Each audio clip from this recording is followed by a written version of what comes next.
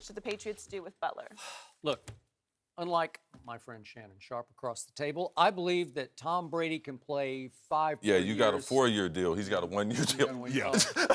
Yeah. Okay. Okay, so I believe you could say Tom has a 5-year deal with the devil, like you beat Father Time. I don't know how he does it, but he just keeps doing it. But I believe he can play 5 more Super Bowl caliber years. But I must admit and face the reality that he is turning 40 on August the 3rd. So if I'm Bill Belichick, every move I make now is to win now, to maximize the window that is starting to close on Tom Brady and the dynastic New England Patriots. So now that I have Malcolm Butler on a steal of a deal, a bargain basement, $3.91 million deal for next year, I'm going to keep him. I'm going to max my chances. I'm going to say, hey, I don't care how disgruntled you are, Malcolm. Why don't you show me and show the league for the next year just how great you can be, play for a contract. They could still franchise him if they wanted to going forward, but that's probably going to be Garoppolo, depending on how that all shakes out. But I wouldn't care if he played mad. I would have the best 2 corners in pro football, the best tandem with Stephon Gilmore, obviously, that they signed in free agency. They reside in Denver. Oh, you think so? I think these 2 would be, but that's just me. Younger. Yeah. So the point is, this would maximize my chances of winning a 6th Super Bowl. And there's only one way I would change my view, and that is the New Orleans Saints. If they came to me just before the draft and said, okay, we cave in, we break down, we give you our 11th overall pick, I'd do that for Malcolm Butler. But other than that, I don't think that's going to happen. And so I'm keeping Malcolm Butler.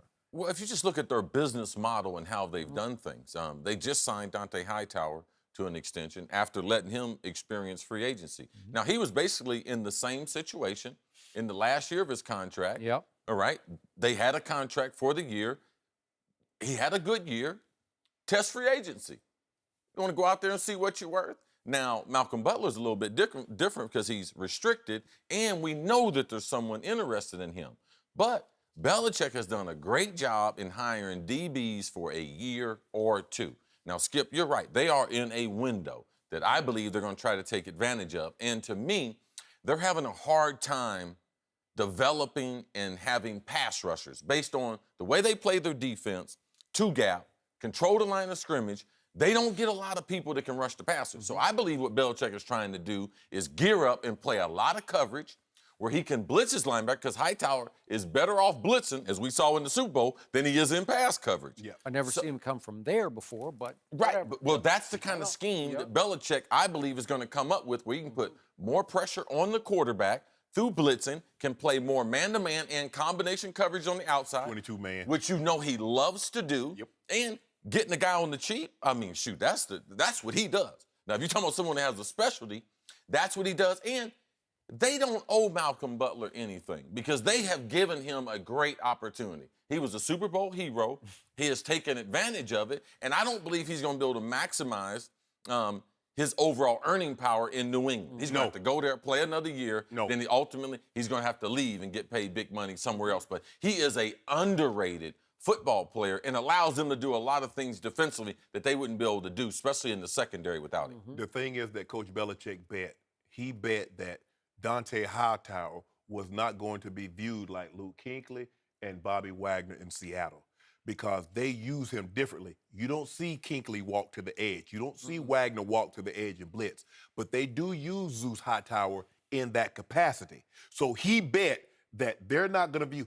He has more value to us than anywhere else on the market. That's why they felt very comfortable letting him shop himself around.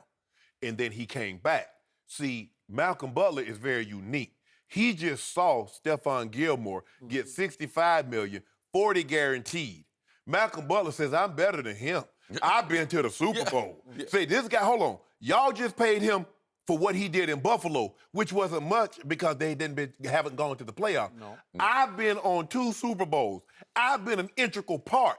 See, he's been covering the best receivers for a couple years. The way the Patriots do business, Skip, we love to have you, but you got to play at our price. See, Tom Brady has said, okay, I'll take less money. Once you get him, Skip, because he's really the only guy that's been there as a player for all 5 of the wins, all 7 of the 7 appearances. So, Skip, if Tom Brady will take less money. How the hell can Malcolm Butler, how can Zeus Hightower think they're going to get max dollars when this guy doesn't get it? And that's their selling point. But Malcolm Butler, they're going to end up having, because he could be like Jamie Collins, because it's going to be hard for Skip. You said he's getting 3.91. He saw this man here, they go cut him a check for $23 million. It's hard to be in the same room with the guy. Hey, Skip, hey, I ain't mad at you, Skip, but I'm like, when they start passing out the work. And they say, okay, we're going to have you, Bird Dog, a guy all over the field. You got Demaryius Thomas. And they're going to be like, hey, you got McCourty helping you over top. Hey, Butler, you got Odell Beckham. Yeah. Hold on, I'm getting Odell Beckham. And he getting help over the top. But you paying him 40 guaranteed, and I'm making less than 4. The one thing, Malcolm, will tell you, be careful, because also you're a little undersized. He is a good football player. He is. But Stephon Gilmore is the prototype. Yeah. And Bill Belichick feels like when he gets people, because he's from the Parcells, I like a guy Big. a certain height, a certain reach, a certain mentality, and I believe that Stephon Gilmore hadn't reached his potential.